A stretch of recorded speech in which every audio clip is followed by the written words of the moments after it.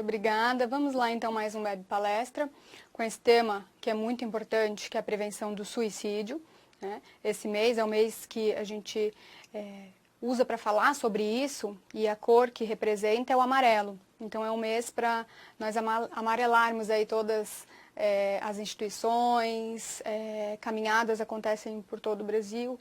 E é importante chamar a atenção para esse tema, porque antes eu tenho que me apresentar, né?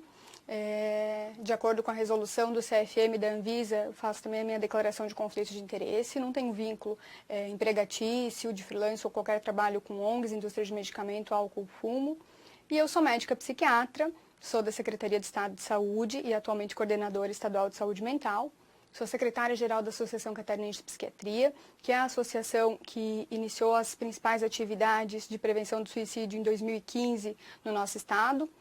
E sou preceptora do Programa de Residência Médica em Psiquiatria do Instituto de Psiquiatria de Santa Catarina também. Então, agora sim, por que falar desse tema? Qual a importância de falar sobre suicídio, né? É um problema de saúde pública e não é um problema só no Brasil, nem só em Santa Catarina, é um problema mundial. Então, é uma preocupação da OMS, da Organização Mundial de Saúde. Enquanto muitas causas de mortalidade médica têm diminuído os seus índices, o suicídio a gente pode ver que continua estável e até aumentando em algumas localidades, né? No Brasil e em Santa Catarina, nós temos registro de aumento dos índices de suicídio na população geral e principalmente na população jovem, que nos preocupa bastante. Enquanto leucemia, se a gente olhar ali, olha o quanto caiu. E por quê? Porque foi desenvolvido o tratamento da leucemia, né? A partir desse início ali de 1965 até hoje, a gente trata a leucemia com tratamentos adequados, seguindo protocolos eficazes. Então a gente tem que pensar no suicídio também como uma questão de saúde e como uma causa de mortalidade médica e pensar em tratamento e prevenção. Então, 50% das mortes violentas, e aí a gente está falando de homicídio, acidentes de trânsito, incluem o suicídio, metade dessas mortes. Então, é uma causa de mortalidade bem importante, né? No mundo e no Brasil. No Brasil, esse estudo é um estudo muito interessante que mostra o que a gente tem que saber. Assim, o que a gente vê é a pontinha de um iceberg. Quando a gente vê uma tentativa de suicídio atendida num pronto-socorro, por exemplo, a gente não pode esquecer que para essa uma tentativa, para essa uma tentativa atendida no pronto-socorro, vão ter outras 3 tentativas que podem não chegar a nenhum serviço de saúde. Para essas 3 tentativas, 5 pessoas podem ter planos e outras 17 podem estar pensando em morte. Ah, pensou em morte? É um risco? Essa pessoa vai cometer o suicídio? Não, né? Não são todos que vão chegar, a maioria encontrou outros recursos para lidar com isso, mas enquanto profissionais de saúde, a gente tem que atentar onde a gente pode intervir. A gente pode intervir nessas pessoas que têm plano, nessas pessoas que têm algum pensamento e têm algum transtorno mental, para prevenir o desfecho de chegar a uma tentativa ou uma morte por suicídio. Na nossa região, e aí a gente vai falar da região sul, a gente tem altos índices, né? Esse é um gráfico que mostra assim, o quanto a gente está acima do coeficiente de mortalidade no Brasil. Santa Catarina é o segundo estado, então a gente perde para o Rio Grande do Sul, nesse sentido, porque é uma região onde tem alguns municípios que têm um índice muito alto e joga o índice estadual lá para cima, mas Santa Catarina a gente tem 8,6, um coeficiente nacional é 5,3, então a gente está acima e o índice tem crescido ultimamente. O que a gente pode fazer então? Por que falar sobre suicídio para profissionais de saúde? Porque a gente tem que considerar, quando for pensar em prevenção de suicídio, a base dessa prevenção, que vai passar pela redução do estigma. Como que a gente vai reduzir estigma, preconceito com suicídio, que é um tabu, com as pessoas que podem tentar suicídio, reduzindo o estigma contra o próprio assunto e contra os transtornos mentais também. O preconceito que as pessoas têm em relação ao transtorno mental, a procurar um psicólogo, a procurar um psiquiatra. Então, essas ações de prevenção, de redução do estigma, têm um fator importante. Restrição aos meios é um outro método de prevenção que se mostra eficaz. Guardar a medicação em local adequado, dispensação pensada, racional das medicações, restrição a armas. Então, são métodos que vão reduzir os meios e uma melhor assistência em saúde, com certeza. Porque se a maior parte dos suicídios, a gente vai ver daqui a pouco, é relacionado ao transtorno mental, um bom acesso ao serviço de saúde mental vai reduzir essa causa de mortalidade. E aí, onde que entra a equipe de saúde nesse sentido? a equipe ela tem que estar capacitada. Se ela não reconhecer, se ela não conseguir identificar, abordar, manejar, encaminhar, a gente não consegue fazer essa prevenção, evitar esse desfecho. Então essa é a ideia, falar de suicídio, falar da identificação, das causas, de onde a gente pode atuar, de que forma, para as equipes de saúde, para a gente diminuir as taxas de suicídio. É um dos pilares que a gente tem que trabalhar, mas é um pilar bem importante. Por quê? Então, quais são as causas, quais são os transtornos mentais que são relacionados a suicídio? A gente vê aí nesse gráfico que os principais são os transtornos de humor, depressão, por ser uma dos transtornos mentais mais prevalentes, vai ter alta relação, mas não é só depressão que leva ao suicídio. A gente tem que considerar e tem que levar muito em conta o transtorno por uso de substâncias, dependências químicas, né, que vão ter alta associação, e a esquizofrenia ali no terceiro lugar, principalmente no início da doença. Então a gente vai falar um pouquinho sobre esses três e também dos transtornos de personalidade, para a gente ter uma ideia. Quase 100% das pessoas que tentaram suicídio, então, apresentavam algum desses transtornos mentais. Se a gente for ver ali, uma parte que não teve um diagnóstico é 3,2%. Essas pessoas não tinham algum transtorno mental ou também elas não tiveram identificado esse transtorno mental, porque esse é um trabalho que vai avaliar os registros pós-mortem. Muitas vezes os registros no nosso sistema de informação de mortalidade, eles não estão lá registrados como uma tentativa de suicídio. No caso de intoxicação, por exemplo, a causa pode ser registrada como uma outra. Então, tudo isso é uma investigação que pode ter não chegado no 100%, mas quase 100%. Então, a gente pode falar que é quase 100% e pensar em prevenção tratando os transtornos mentais também.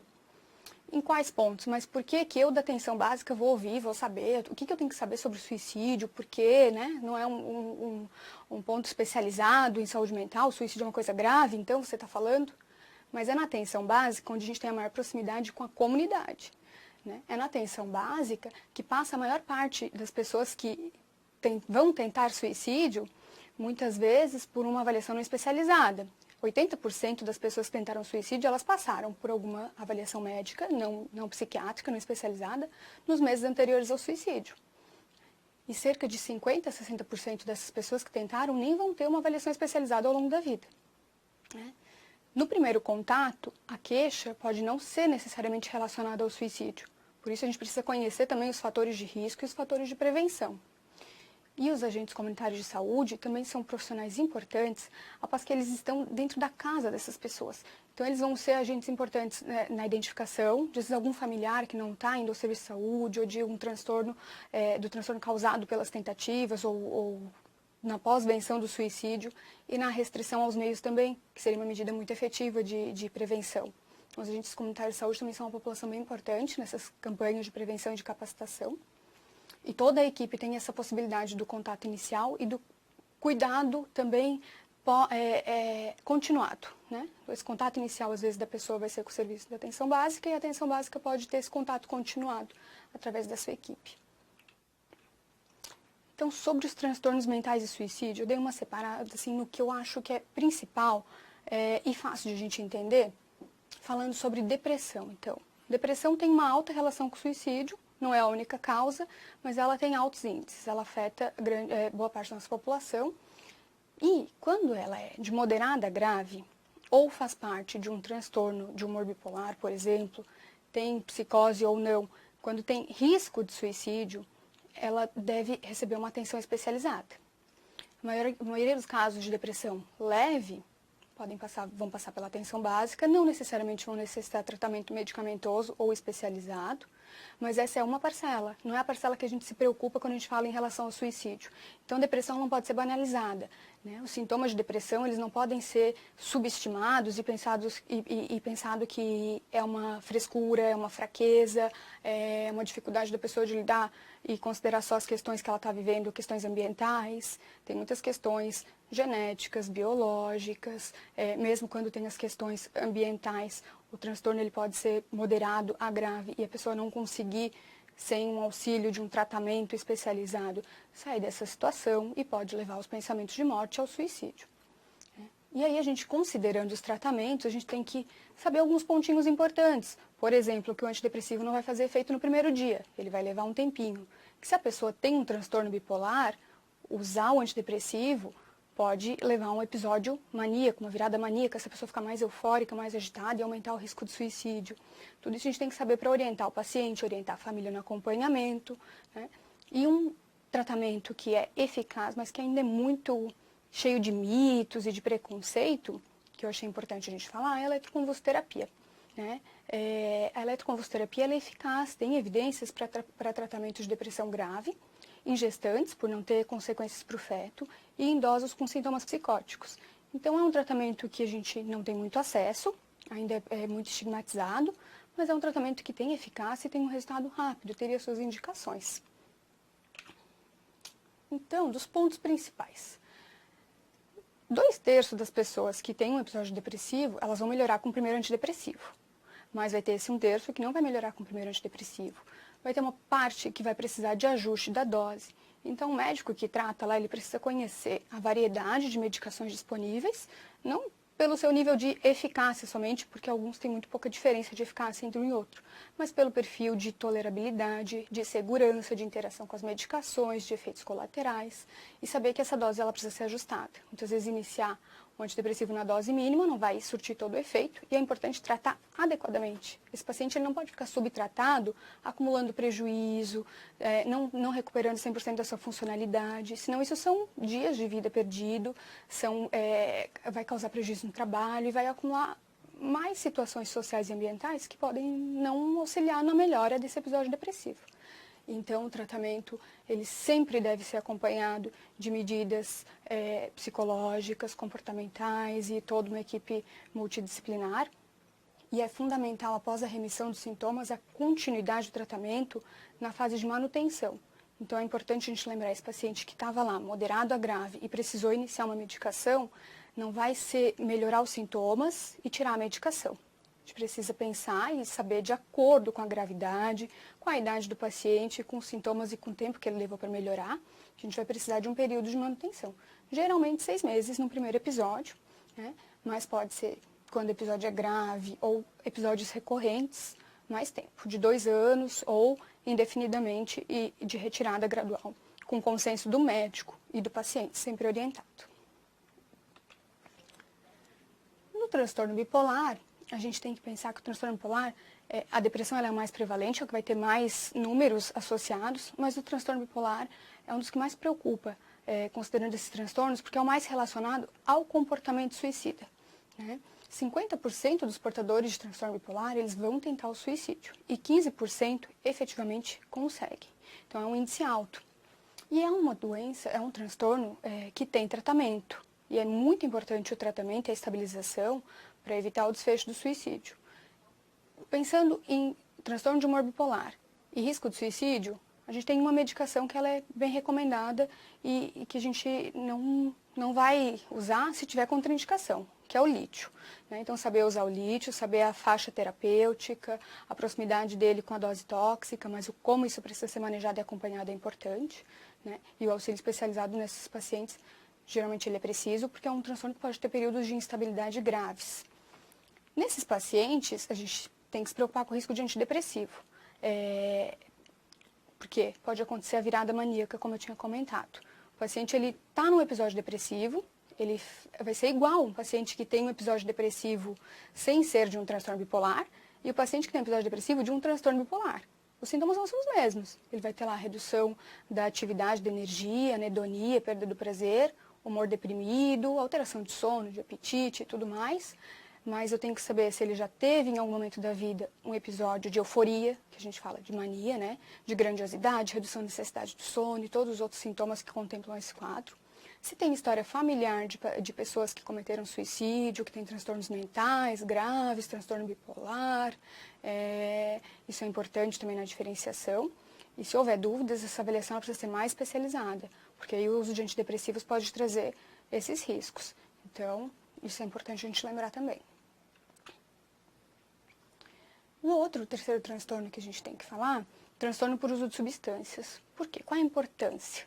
Naquele gráfico lá que eu mostrei, quais os transtornos relacionados, tem uma coisa também que a gente precisa pensar.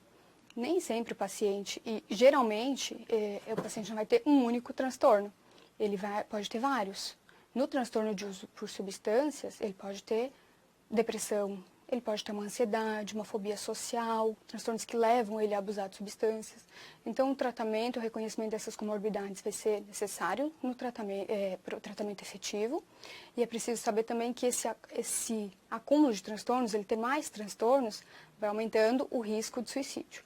Então, esses pacientes eles precisam ser bem avaliados e identificados todos esses transtornos para o tratamento. E aí o risco no uso de substâncias é o aumento da impulsividade. Então tem grande associação de tentativas de suicídio de pessoas que estavam intoxicadas, no momento agudo da intoxicação. E pessoas também que têm abuso de substâncias terem uma característica de mais impulsividade. E ter impulsividade é um fator de risco, o fato de não pensar na atitude, porque aquele momento de desespero, de estar pensando em suicídio, ele pode ser muito rápido, e se a pessoa não pensar, não conseguir pensar nas outras opções, ela for mais impulsiva, ela se coloca mais em risco. Então, o tratamento adequado ele vai envolver o tratamento da dependência e das comorbidades. O que é importante aí na atenção básica, na atenção de urgência e emergência, nos pronto-atendimentos? Na atenção básica, muitas pessoas não vão ter a queixa do uso de substância, mas se há um relato, se há uma dúvida, isso tem que ser investigado ativamente. Nos pronto-atendimentos, uma população que eu sempre penso muito é a população jovem. O jovem não vai procurar o tratamento pela dependência química. Ele muitas vezes se apresenta em consequência de uma intoxicação aguda, de uma overdose. E aí, a gente vai atender, estabilizar e encaminhar e não considerar que pode ter um abuso de substância? Não seria o adequado, né? Então é preciso a gente pensar nesses casos em avaliar se há dependência ou não e se há necessidade de segmento. Então, os critérios básicos, assim, bem rapidinhos de lembrar, se a pessoa que usa substância, ela apresenta 3 desses critérios no último ano. Se ela tem um forte desejo ou compulsão pela substância, bebida, cigarro, crack ou qualquer uma outra substância. Se ela tem dificuldade de controlar esse consumo. Se ela apresenta sinais ou sintomas de abstinência quando ela não usa aquela substância ou quando ela reduz o uso, seja por necessidade ou por opção. E aí os sintomas de abstinência vão variar, mas no álcool clássico, tremor, o paciente que tem um tremor pela manhã e já tem que ingerir o álcool, se fica algum tempo sem beber, tem uma fissura intensa, são sinais. A evidência da tolerância, que é o uso cada vez de doses maiores para se obter o mesmo efeito, né, inicial daquela substância. O abandono de atividades e interesses pelo uso da substância. E a persistência do uso a despeito do uso nocivo. Ou seja, tem um acúmulo de prejuízo, tem esses prejuízos, mas eles são desconsiderados pelo uso da substância. Às vezes são minimizados, negados, às vezes a queixa é da família e não da pessoa. Mas são os critérios que a gente tem que avaliar. E aí um outro transtorno é a esquizofrenia. A esquizofrenia é um transtorno psiquiátrico que tem início geralmente na segunda década de vida. São pessoas jovens. O principal fator de bom prognóstico, ou seja, de boa evolução dessa doença, é o tratamento precoce. Identificados os sinais, instituir o tratamento. E o tratamento da esquizofrenia é medicamentoso, principalmente com os antipsicóticos. Isso vai fazer diferença no bom prognóstico, né? E tendo sintomas de comportamento, isolamento, prejuízo no trabalho, a gente vai pensando o plano terapêutico para essa pessoa e o que mais ela vai precisar após a estabilização do quadro agudo. Essa pessoa ela vai ter um prejuízo da crítica de realidade.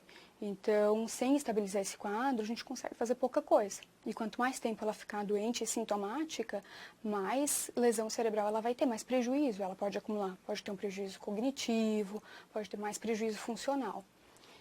Nessas pessoas, o risco de suicídio ele é aumentado em 10 vezes. E é principalmente em pessoas que têm um bom funcionamento e percebem o início da doença. Percebem o início dos sintomas, dos delírios, das alucinações, do ouvir vozes, ouvir coisas, e se dão conta da gravidade dessa doença, da gravidade do diagnóstico e desse prognóstico de ser crônico. Então, essas pessoas elas podem ter uma alta taxa de tentativas de suicídio, além também das tentativas induzidas pelas alucinações, as vozes de comando, alguma coisa manda, uma voz que manda o paciente fazer alguma coisa. Então, o tratamento vai ser fundamental para evitar essas tentativas, né? E em quem tem esquizofrenia, daí podem ter os fatores estressores, os fatores psicossociais que a gente precisa acompanhar, a relação da família, o acompanhamento da família nessa doença que muitas vezes vai ser necessário, não vai se dar só pela pessoa, principalmente quando ela está sintomática. Então, são questões de a gente pensar em relação à esquizofrenia. Em relação aos transtornos de personalidade, que são fatores, são mudanças, são padrões de comportamento disfuncionais e permanentes ao longo da vida. Ou seja, a pessoa tem aquelas características que trazem algum prejuízo, um desvio do funcionamento esperado para aquela população, para aquela idade, para aquele meio em que ela vive, e que persiste, que tem pouca variação. Pode ter variação de acordo com estressores psicossociais ou com outras coisas, mas ele é um padrão mais persistente, né? Nessa população, o risco aumentado do suicídio ele pode ser aumentado em 12 vezes para homem e até 20 vezes para mulheres que têm transtorno de personalidade, por ter, muitas vezes, relacionado a esse transtorno, uma inflexibilidade, uma dificuldade, baixa tolerância à frustração. Então, isso vai aumentando o risco.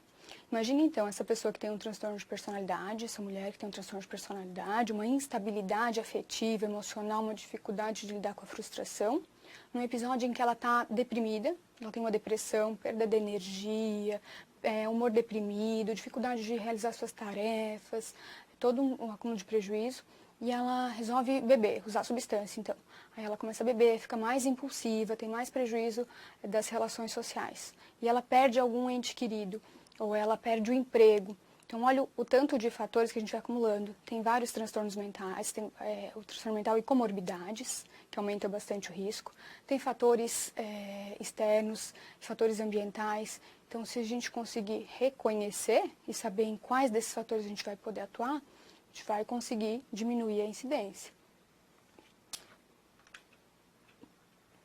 Então, como que eu vou identificar o paciente com risco de suicídio, aquela pessoa que está próxima, que pode tentar suicídio, mas falando aqui principalmente em serviço de saúde? Como é que eu vou saber? Se aqueles 80% passaram em alguma consulta. Então a gente não está identificando, a gente não está vendo, como é que não foi percebido?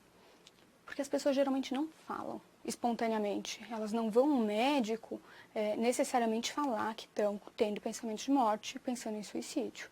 As queixas elas podem não ser relacionadas ao humor, pode ser aquela pessoa que tem várias consultas com várias queixas diferentes e não relacionada ao suicídio, mas pode ser aquelas pessoas, e aí aquela população de risco, a população que tem um transtorno mental, tem uma depressão, tem uma esquizofrenia ou algo assim que está em mais risco, em algum período específico de acúmulo dos estressores, um gatilho, um evento agudo, ela está em risco de suicídio. Mas eu só vou saber se eu perguntar, né? Se eu perguntar ou se ela relatar para alguém, geralmente essas pessoas, elas dão sinais. Então, um grande mito é de que quem tenta não dá aviso, quem tenta não fala, quem tenta não queria, né, suicidar, porque se quisesse conseguia. Isso são mitos que a gente tem que desfazer na nossa cabeça e na nossa sociedade. As pessoas, elas geralmente passam por avaliação, elas geralmente dão sinais no discurso, no comportamento ou em recados, e elas têm esses sinais dos transtornos mentais, que podem ser identificados. Então, tem como a gente saber de todo mundo? Não. A gente não vai conseguir evitar 100% dos casos, identificar, mesmo que identificado, prevenir todos os desfechos, né? Tem algumas variáveis que escapam a tudo isso. Mas se a gente tiver equipes bem capacitadas, uma sociedade que não tenha tanto preconceito e seja mais fácil as pessoas procurarem o tratamento, que tenham serviços de saúde disponíveis, aí a gente vai conseguir identificar. Então, se eu identifiquei, se apresentou alguém para mim, né, com essas queixas, com esse risco, se alguém me falou que está pensando em suicídio, ou não necessariamente a pessoa vai falar também que está pensando em suicídio, que está pensando em morrer, mas ela pode falar que não faz mais sentido viver, que preferia estar morto, né, de acordo com o desenvolvimento e nível cultural daquela pessoa, as frases podem variar, mas ela deu ideias e deu sinais de que ela está pensando na morte. Então, o que a gente não pode fazer? Ignorar a situação. A gente nunca pode ignorar. Uma tentativa de suicídio, principalmente, né? Ou um discurso nesse sentido, a gente vai ver logo ali como avaliar o risco. A gente tem que avaliar e pensar que pode ser um caso grave que eu posso estar diante de uma emergência médica. Ficar chocado, envergonhado ou em pânico pode não ajudar muito. É claro que a gente não tem como controlar muitas coisas, até os nossos próprios sentimentos diante de uma pessoa que se apresenta dizendo que que está pensando em se suicidar, mas como profissionais, no ambiente profissional, a gente conhecendo e estando capacitado, a gente vai ter menos reações nesse sentido, assim, que podem evidenciar algum despreparo, alguma insegurança nossa. Então é importante estar capacitado. A gente não pode falar que tudo vai ficar bem, a gente não pode dar falsas garantias, dizer que tudo vai se resolver, que a gente vai fazer coisas que não estão ao nosso alcance. A gente tem que ser empático, se colocar no lugar da pessoa, mas ser realista também. Desafiar a pessoa a continuar em frente, situações em unidades que os pacientes relatam que no atendimento ouviram, duvido você fazer, ou você, se quisesse, faria desse jeito. São discursos que a gente não pode aceitar de profissionais de saúde. A gente está ali para cuidar das pessoas. Então, dentro da nossa equipe, entre colegas, se a gente ouve isso, a gente tem que repensar, conversar, orientar, capacitar e educar para não ter esse tipo de comportamento e de reação diante de um paciente que às vezes gera uma dificuldade nossa mesmo de sentimentos. A gente não pode fazer o problema parecer trivial. Mas você tem uma vida boa, o seu problema não é tão grave, olha lá, tem gente com muito mais problema. Isso pode até fazer com que a pessoa se sinta culpada, porque muita gente que está com depressão já tem esse pensamento de culpa.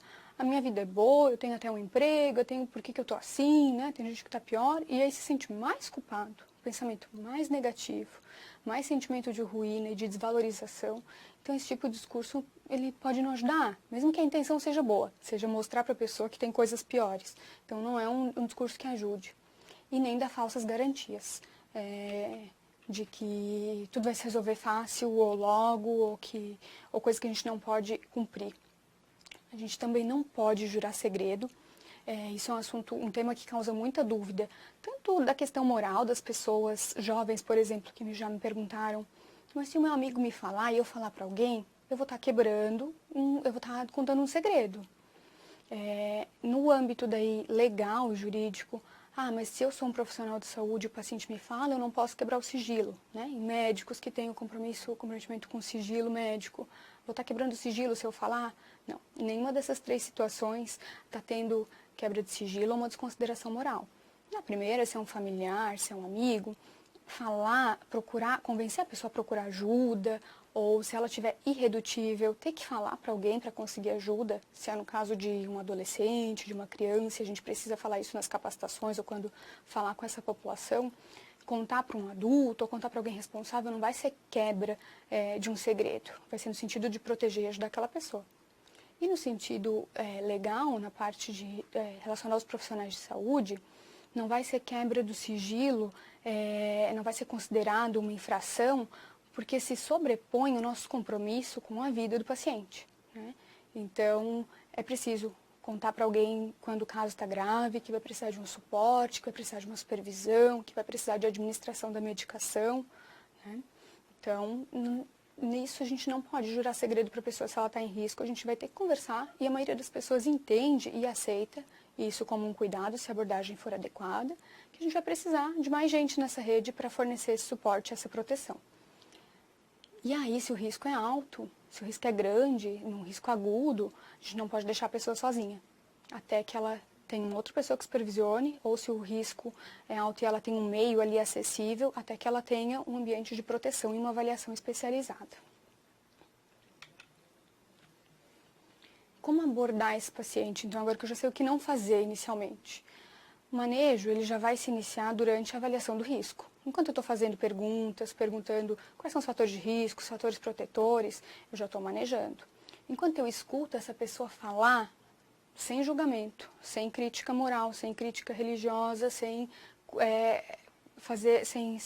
repetir aqueles atos ali do que não fazer, eu já estou ajudando. Essa abordagem verbal, o paciente se sentir ouvido, a pessoa sentir que ela tem alguém escutando ela, alguém que vai apoiar e que pode ajudar, já pode aliviar grande parte da angústia, daquele impulso agudo pela morte, pelo suicídio. Já pode fazer uma grande diferença, né? Então, isso já é considerado um manejo. Mas eu preciso pensar que eu preciso identificar se tem um transtorno psiquiátrico, que quase 100% vai ter, qual é esse transtorno, qual a urgência de eu iniciar esse tratamento, né, e como vai ser esse tratamento, e não desconsiderar isso, que o tratamento ele vai ser fundamental. É muito importante que a gente tenha campanhas, que a gente tenha esse discurso em toda a sociedade para desfazer o estigma, mas a gente não pode tratar isso de uma forma irresponsável, né? Quando a gente fala que é preciso falar, que é preciso divulgar, que é preciso falar sobre o assunto, que falar previne, a gente está querendo dizer que falar sobre o tema suicídio não pode ser regido por aquele tabu de que sempre que eu falo sobre suicídio eu vou estimular pessoas a cometerem suicídio. Então essa é a ideia principal quando se começa a falar que falar previne. Falar para redução de estigma, falar para pessoas que trabalham na saúde mental, qualificar as pessoas para que elas se sintam capacitadas, seguras e apoiadas quando tem casos de suicídio, quando tem tentativas de suicídio. A equipe também precisa de um cuidado. Então falar nesse sentido. Mas só falar, considerar que só a pessoa desabafar já resolveu o problema, e eu vou estar negligenciando as outras partes do cuidado, que precisa ser identificado o risco, avaliado o risco, não deixar a pessoa sozinha se tiver um risco alto, identificar o transtorno, tratar esse transtorno. Então, é nesse sentido. Todo paciente que fala sobre suicídio, teve uma tentativa de suicídio, merece uma avaliação, né? Ele tem esse risco potencial. Como avaliar esse risco, então? Isso vai fazer toda a diferença. Se o risco ele é baixo, se esse risco é médio, se esse risco é alto, isso pode definir em que local, que equipe, em que estrutura, o que eu vou precisar para tratar esse caso.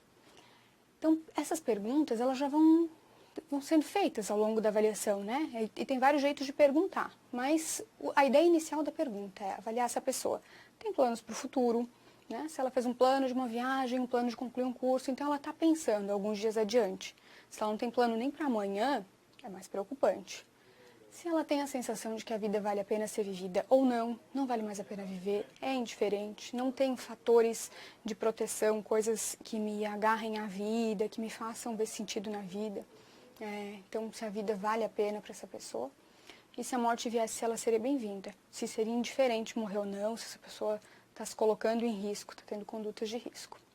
Se as respostas dessas perguntas sugerirem algum risco, eu posso ser mais enfático. E aí eu não preciso ter medo de que se eu perguntar eu vou estar dando ideia. Não vou estar dando ideia, eu vou estar sendo responsável, seguindo com os princípios éticos de um atendimento, perguntando e investigando e permitindo que essa pessoa já fale e alivie a angústia inicial. Então, se você está pensando em se machucar ou morrer, a gente vai perguntar, ou se você, com as suas palavras, né? Mas nesse sentido, assim, de garantir que tenha pergunta, se a pessoa está pensando em morrer, se ela tem algum plano específico, né? Se ela tem uma ideação, ideia de suicídio, se essa ideia ela tem um plano, se ela é estruturada, e se teve alguma tentativa recentemente. O fato de ter uma tentativa prévia, uma tentativa recente, é um fator de risco muito importante. O fato de ter automutilação também em jovens é um fator de risco, é uma coisa que precisa ser avaliada, que também não pode ser desconsiderada, subestimada, é moda, os adolescentes estão se cortando mesmo. Não, ter automutilação é um fator de risco para uma nova automutilação e para uma tentativa de suicídio, então também não pode ser desconsiderado, assim como a tentativa recente. Se essa tentativa recente, assim, se foi mais de uma tentativa, qual a frequência das tentativas ou dos pensamentos, qual a severidade dessa ideação, quanto o paciente está rígido, quanto a pessoa está rígida naquela ideia e não muda de opinião, se possui planos e se possui meios, por exemplo, alguém que tem acesso à arma, uma pessoa que tenha porte de arma, que tem armas em casa, coleção, e tem o plano que ela vai se matar com uma arma, se ela tem o plano, se ela já escolheu esse meio e se ela sabe atirar, é um paciente em risco muito potencial, um risco alto, né? É uma tentativa de alta letalidade. Ou um paciente mais novo, por exemplo, pode ter uma coisa até não real, que vai parecer que não é letal para a gente, mas a gente tem que levar em consideração a cultura e a idade da pessoa. Uma criança, por exemplo, que pensa em engolir uma moeda para morrer, também pode ter esse mesmo nível de risco, porque ela pode considerar que aquilo lá vai ser fatal. Se ela fizer aquilo, ou se ela tomar algum remedinho que a gente sabe que não causaria, mas a pessoa acha que causa, ou se a pessoa tomou algum remédio que o profissional lá sabe que não causaria nenhum problema, mas a pessoa não sabia, isso também é considerado uma tentativa de risco. Então, qual a letalidade e qual a concepção de letalidade pelo paciente? Qual a probabilidade de resgate, se essa pessoa deu avisos, qual era o local, se tinha alguém por perto, se ela deu chances assim, de ser resgatada, e se alguma preparação foi feita. Se foi deixada uma carta, se já foi feito um testamento, se a pessoa já fez planos, pagou contas ou deixou alguma coisa estruturada para a família, isso também demonstra um alto grau de planejamento. Se a pessoa já tem um sofrimento, que não é só de agora, já vem tido alguns comportamentos, algumas medidas que levam a pensar que o risco é alto, então isso precisa ser considerado. O quão próximo a pessoa esteve de completar o ato suicida, a habilidade dela de controlar os impulsos, a gente precisa lembrar, a impulsividade é muito relacionada ao suicídio, às tentativas.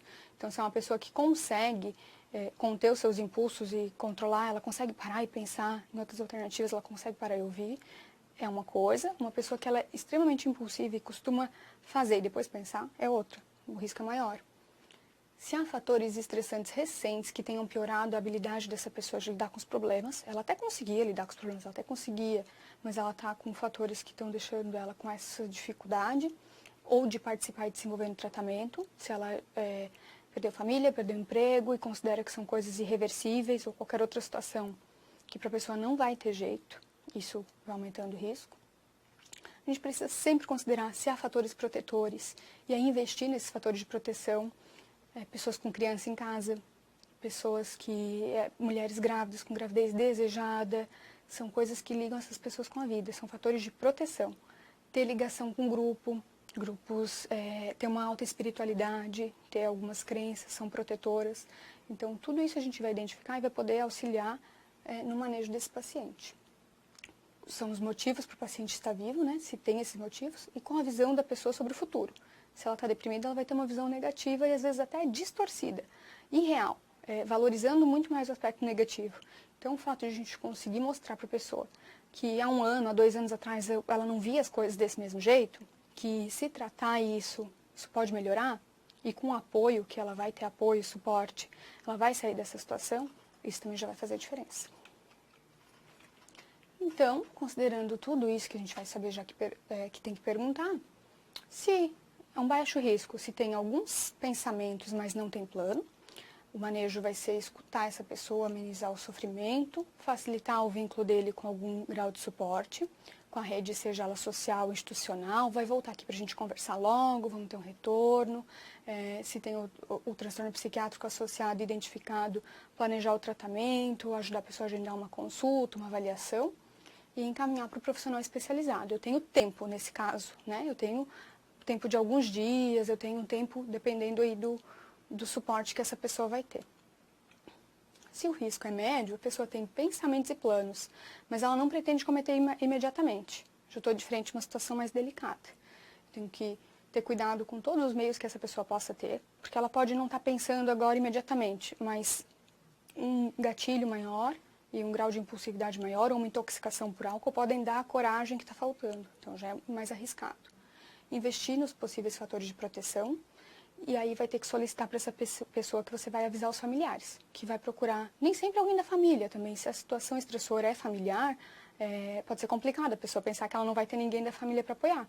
E a gente tem que pensar que em alguns momentos, não necessariamente a família vai ser o nosso maior apoiador, tem um amigo, pode ter um colega, então pedir autorização para fazer esse contato. Geralmente as pessoas dão essa autorização, mas se elas não estiverem conseguindo dar essa autorização, a gente tem motivos e tem justificativas para quebrar isso e para avisar alguém para solicitar ajuda. Então, fazer dessa família e desses amigos contactados aliados para a proteção do paciente, preservando as informações particulares. Quebrar o sigilo é quebrar o sigilo em relação ao risco de suicídio. Dar as informações que a pessoa precisa para proteger, que aquela pessoa está pensando em morte. Não significa quebrar todo o sigilo. Por exemplo, o paciente se apresentou, a pessoa disse que ela está pensando em morrer porque ela descobriu uma doença que ela não gostaria que os outros soubessem, né? Ou um relacionamento, algum fator de relacionamento. Eu não preciso explicar todos os motivos e desfazer de todo o sigilo. Em relação ao que precisa sobre o risco de suicídio. e esse paciente precisa ser encaminhado para avaliação especializada. Né? Já estou chegando muito mais próximo de uma emergência e urgência em que eu não tenho muito tempo de atuação, não sei quanto tempo e qual é esse risco. Então, eu preciso desse suporte familiar e garantir essa avaliação especializada.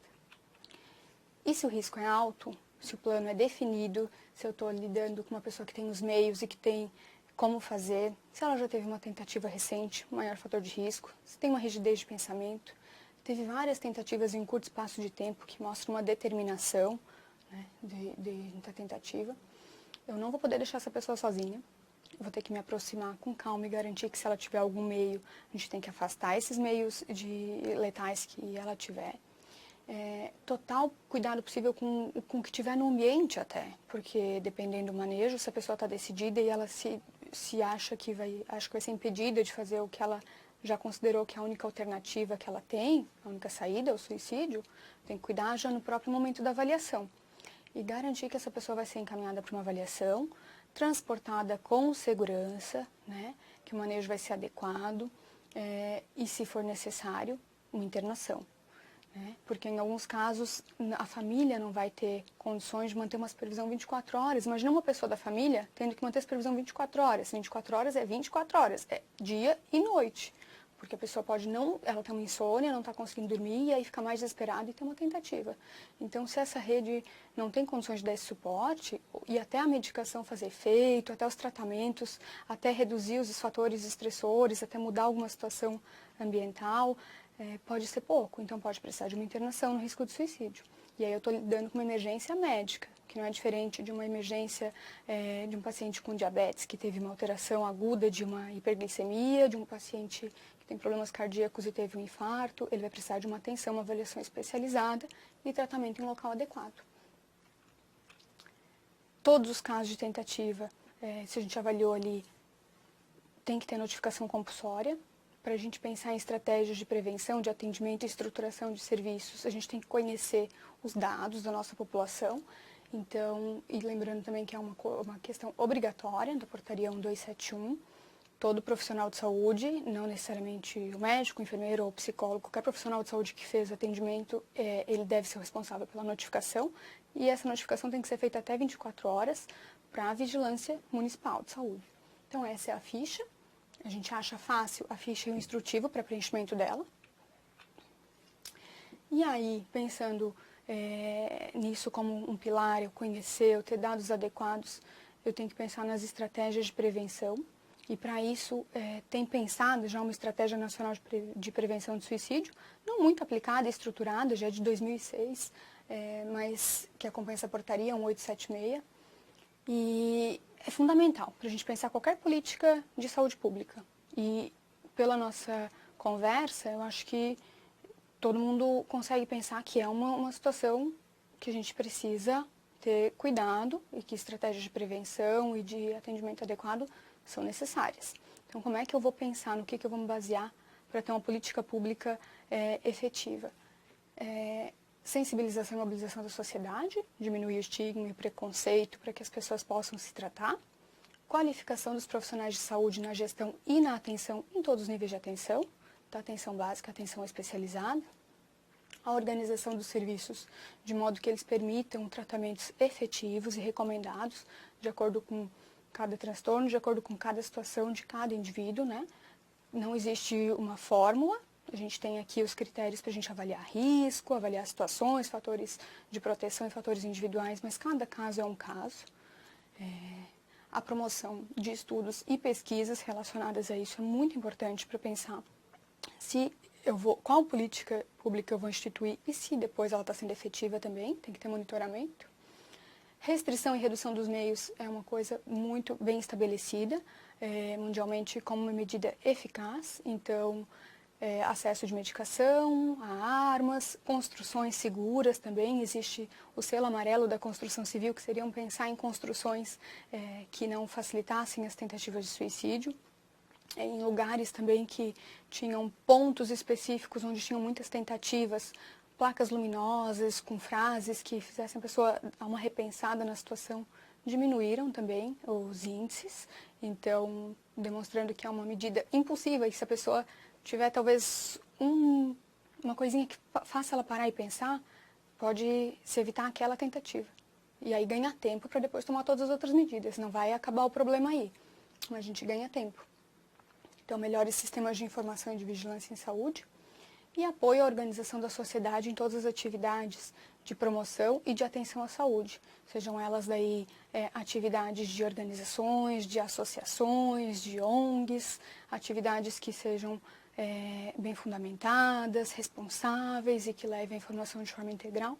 Tem que ter o apoio também da nossa saúde pública. Então, para saber mais, essas são fontes onde a gente tem informação, tanto de políticas, quanto das questões de prevenção e de tratamento e de manejo. Vale a pena dar uma lida para todo mundo que atende, que está no sistema de saúde. E aí a mensagem principal é essa. A pessoa está ambivalente, geralmente. Ela não quer morrer, ela quer acabar com o sofrimento. Então, uma tentativa de suicídio, uma ameaça de suicídio é um pedido de ajuda, não uma mensagem de que não tem mais nada a ser feito, que a pessoa decidiu morrer. A gente precisa encarar dessa forma, e encarar da forma de que nós somos humanos, de que nós somos profissionais e que vamos tentar fazer o melhor possível, e isso passa por nos sentirmos capacitados, né, e disponíveis. Então, se a gente conseguir aplicar isso, a gente vai evitar mortes, porque são mortes preveníveis. Eu acho que essa é a principal mensagem. Muito obrigada e abrimos para perguntas. Nós temos uma aqui, ó. A Michele Leal Ferreira pergunta, e se a pessoa se negar ao tratamento, o que o profissional pode fazer? Então, Michele, uma boa pergunta. Se a pessoa está muito deprimida, com uma visão negativa, aconteceram muitos fatores que ela considera irreversíveis, ela pode chegar dizendo que não faz diferença, que ela não vê sentido no tratamento e que ela não quer tratar. E isso a gente tem que considerar que não é uma decisão dela consciente, que se ela está com esse pensamento, se ela está pensando que o suicídio é a única alternativa, ela tem uma distorção. Então, a gente tem que tomar as medidas para providenciar esse tratamento, né? Não deixar essa pessoa sozinha, conversar que a gente vai precisar de ajuda de outras pessoas, comunicar familiares ou amigos, para garantir que esse tratamento seja feito. E a gente pode ter situações diferentes. A pessoa pode não querer se tratar porque ela está muito desanimada, então isso vai ser uma abordagem.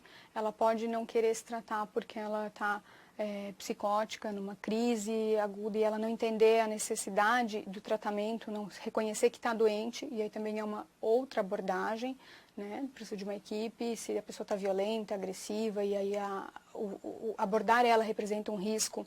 Então, a equipe precisa estar preparada e lidar daí com a situação de uma forma diferente, de que há uma urgência, de que tem risco e as medidas precisam ser tomadas para garantir a segurança do profissional que atende. Ou a pessoa pode recusar também tratamento e já ter feito uma tentativa, ter ingerido alguma coisa ou ter algum método com ela. Então, a gente tem que providenciar um atendimento de urgência, se ela já ingeriu alguma substância, se ela fez alguma outra tentativa, levar ela para uma emergência clínica, que ela vai ser avaliada clinicamente, e se ela tem algum método, garantir que não tem acesso àquele método no momento.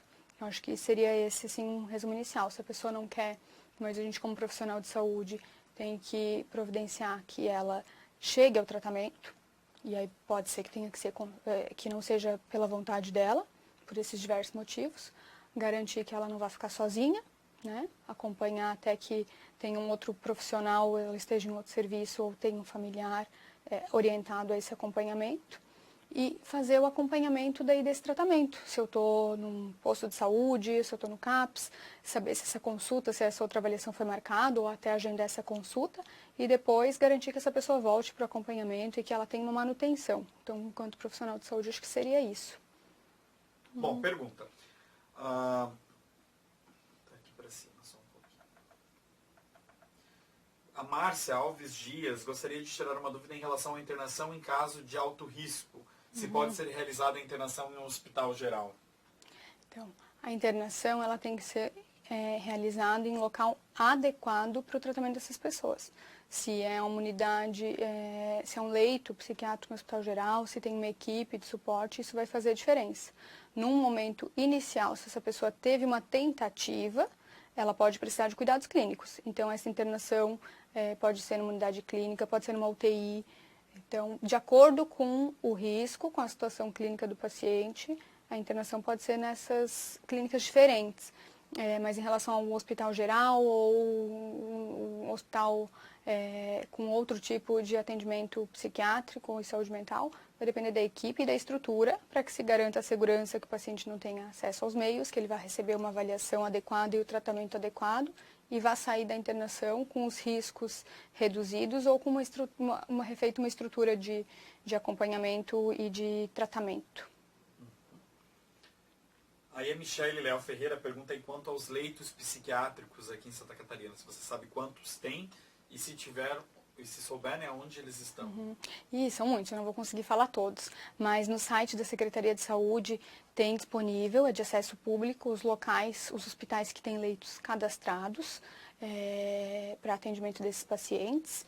Existem cerca de 600 leitos cadastrados, considerando os 160 leitos em hospital psiquiátrico especializado, né, que seria no Instituto de Psiquiatria de Santa Catarina, o único hospital especializado do estado. Os outros são distribuídos em hospitais gerais. Certo. A Viviane, da 10ª Gerça de Caçador, aí pergunta se a notificação deve ser feita em caso de tentativa de suicídio e nos casos em que já houve o suicídio, é necessária também a notificação? Não, aí quando teve o suicídio, a morte por suicídio, o cadastro ele é no sistema de mortalidade, no SIM. E a notificação ela é feita nas tentativas de suicídio. A notificação ela é de violência autoprovocada, né, interpessoal, entre outras pessoas, ou autoprovocada. E aí na notificação, então, são as tentativas de suicídio e também as automutilações, as lesões autoprovocadas sem intenção suicida. Elas também são de notificação, é no mesmo campo que tem para notificar o suicídio, tem lá a descrição do método e do meio que foi utilizado, tem um espaço, não é para marcar um X, não é um espaço objetivo, é um espaço onde você escreve tentativa de suicídio ou automutilação. Então é bem importante que essa notificação seja feita e lá no final da notificação tem um campo observação onde a gente pode colocar ali mais informações, detalhar, escrever e aí a pessoa que vai receber da vigilância ela consegue tabular esses dados se tiver dúvida. E também você pode entrar em contato com a Vigilância Municipal de Saúde do seu município. Eles podem fornecer um instrutivo, podem fornecer orientação e orientar você melhor. Mas é bom ter interesse para que a gente tenha as notificações. E a Marielle Camila da Silva pergunta quais são as ações que as unidades básicas de saúde podem promover para prevenção na comunidade, aí, projetos que podem ser desenvolvidos. Ótima pergunta, muito bom. O sonho, assim, em saúde mental é a gente poder prevenir antes de as coisas acontecerem. A atenção básica, ela está num ponto primordial aí nesse sentido. Então, todas as ações de promoção de saúde, de promoção de qualidade de vida, elas seriam preventivas, né? Seriam promotoras de saúde mental.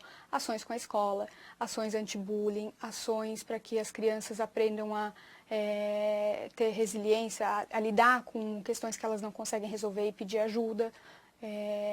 Ações que estimulem ações de cidadania, tudo isso seria preventivo. E as atenções básicas também podem trabalhar principalmente a conscientização sobre os transtornos mentais. E aí, ações que divulguem sinais precoces de transtornos mentais, a necessidade de tratamento, informação de qualidade, informação profissional, com os tratamentos baseados em evidências científicas. Então, grupos específicos para a população que já tem algum transtorno mental, que já é uma população de risco, prevenindo dependência química, grupo de orientação de familiares para manejo dos transtornos mentais, para melhor adesão ao tratamento farmacológico, psicoterápico, tratamento em si. São todas ações são muitas ações possíveis na atenção básica, mas todas que a gente pode pensar assim em termos de prevenção primária, de prevenção dos transtornos mentais, e aí mais diretamente de prevenção do suicídio, principalmente orientação de restrição do meio, tratamento dos transtornos mentais e redução do estigma. Acho que resumiria assim. Sim, muito obrigada. Agradeço os elogios, que bom que gostaram, espero que tenha sido útil. Tentei trazer informações bem práticas, porque eu acho que é isso que vai auxiliar no dia a dia de quem está lá na frente de atendimento, lidando com o paciente. Então, se eu conseguir levar essa mensagem, já fico feliz. Aos interessados pelo tema, tem aqueles materiais ali que eu recomendei. Então, a gente tem que ficar sempre muito ligado para ter as nossas práticas baseadas em condutas adequadas, baseadas em evidências, seguindo os bons preceitos éticos. E a função dessa web palestra e de todas as web palestras, acho que é essa, né, de levar essa informação de qualidade. E se houverem mais dúvidas e sugestões relacionadas a temas também em relação à saúde mental, eu estou assumindo recentemente a coordenação de saúde mental e vou ficar muito feliz em poder fazer ações que sejam relevantes e de interesse de quem está aí atuando no dia a dia. Então, a gente aceita as sugestões também. E muito obrigada pela atenção. Espero que possam usar essas informações e que isso traga impactos aí no atendimento aos nossos pacientes em saúde